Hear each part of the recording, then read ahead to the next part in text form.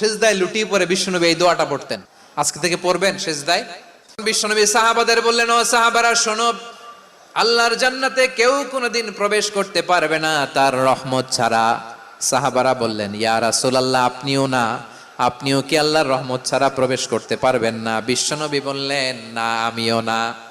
আমি বিশ্বনবীও আল্লাহর জান্নাতে আল্লাহর রহমত ছাড়া ঢুকতে পারবে না। তবে কিয়ামতের দিন আল্লাহর রহমত আমার চারদিকে বেষ্টনী দিয়ে থাকবে।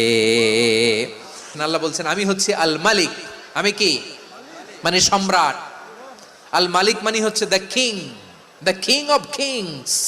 সব রাজার বড় রাজা, মহারাজা। তার চেয়ে বড় রাজা আর কেউ নাই, তার চেয়ে বড় সম্রাট আর কেউ নাই, তার চেয়ে বড় ক্ষমতাধর সত্তা মহাবিশ্বে দ্বিতীয় কেউ নাই। চিৎকার করে বলেন ঠিক কিনা?